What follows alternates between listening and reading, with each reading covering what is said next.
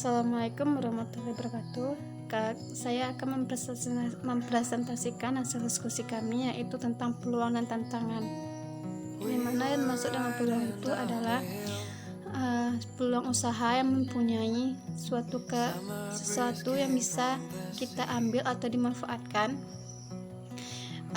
bagi seorang yang sedang berwirausaha. Selain itu, peluang dan tantangan juga diartikan menurut para ahli. Yang pertama yaitu menurut para ahli yaitu Arif F. Hadi Pranata, di mana yang dimaksud dengan usaha itu merupakan sebuah risiko yang harus diambil dan dihadapi untuk mengelola dan mengatur segala urusan yang berhubungan dengan finansial. Selanjutnya ada peluang usaha menurut Robin dan Coulter, di mana peluang usaha itu merupakan sebuah proses yang menggunakan usaha, dana, atau cara untuk menciptakan suatu nilai guna kebutuhan bagi masyarakat dalam yang tanpa harus memperhatikan sumber daya yang ia gunakan. Sekian materi dari saya kembalikan lagi kepada moderator. Baiklah, saya akan menjelaskan mengenai peluang dan tantangan wirausaha di era teknologi informasi. Yang pertama yaitu fintech atau financial technology, yaitu inovasi dalam bidang jasa keuangan atau finansial.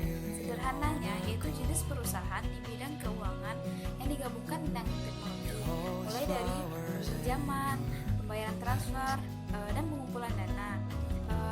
Fintech ini memiliki kelebihan, yaitu yang pertama membantu UKM untuk memperoleh dana. Yang kedua yaitu menyediakan berbagai layanan finansial.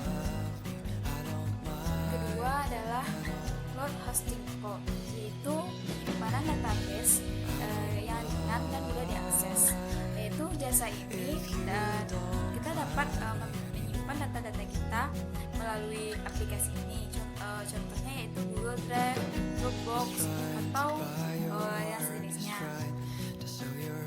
Ketiga adalah online marketing, yaitu sistem pemasaran dan sistem pembayaran yang menggunakan metode internet sebagai alat aktivitas marketingnya.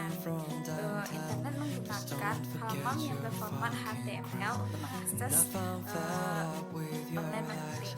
Keempat yaitu bisnis jual beli secara online.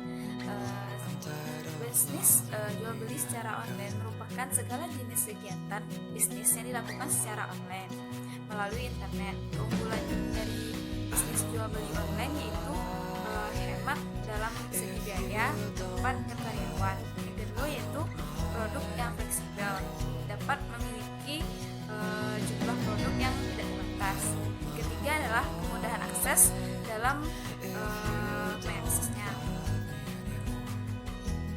Yang kelima adalah on-demand service, adalah sistem pelayanan berdasarkan dari pesanan konsumen. Jadi, ketika ada pesanan dari konsumen, maka penyedia layanan ini akan merespon. Contoh dari layanan on-demand service yaitu Gojek, Grab, maupun Bluebird.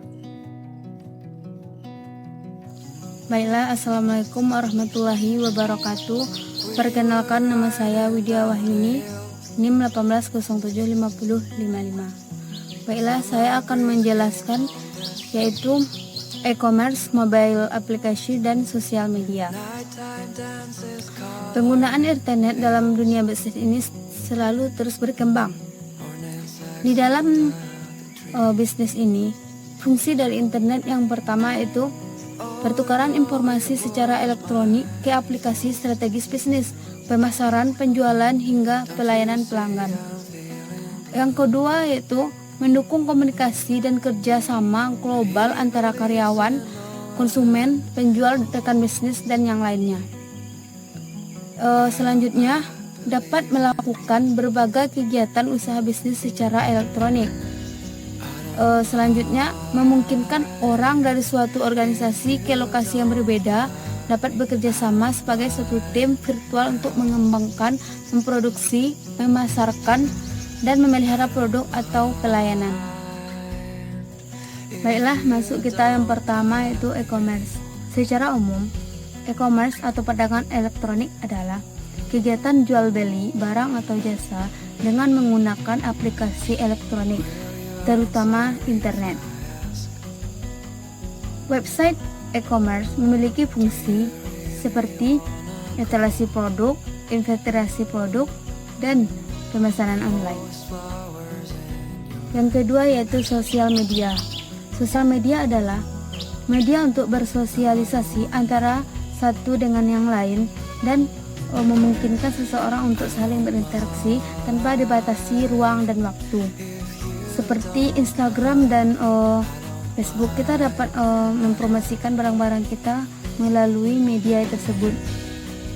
Seseorang boleh menanyakan harga ataupun hal lainnya di dalam tersebut, sehingga sangat menguntungkan buat kita ataupun pembeli. Dan yang terakhir yaitu mobile application. Mobile application adalah sebuah proses pengembangan aplikasi untuk perangkat genggam seperti PDA, sistem asisten digital perusahaan, atau telepon genggam. Adapun manfaat dari mobile application ini adalah yang pertama yaitu menciptakan saluran pemasaran langsung. Yang kedua, pelanggan mendapatkan nilai lebih dari kita. Yang ketiga, membangun dan pengenalan akan merek dari produk yang akan kita pasarkan. Yang terakhir itu meningkatkan keterlibatan pelanggan. Baiklah, nama saya Pinarti, NIM 18059015. Di sini saya akan melanjutkan materi tentang kompetensi dan pengembangan usaha di era teknologi informasi, di mana model pertumbuhan ekonomi Indonesia ke depannya itu bergantung kepada berbagai inovasi teknologi. Karena Direktur Dana Moneter Internasional atau IMF menyampaikan bahwa potensi digital ekonomi di Indonesia itu sangatlah besar karena ada 1.700 usaha rintisan yang bergeliat di dalam negeri. Adapun manfaat dari kompetensi dan pengembangan usaha di era IT ini adalah menjamin agar tidak hanya mendorong produktivitas dan pertumbuhan ekonomi saja. Yang kedua, bertujuan mendorong permintaan domestik, dan yang ketiga, meningkatkan perdagangan antar kawasan dan memberikan peluang yang sebesar-besarnya. Sekian dari saya, terima kasih.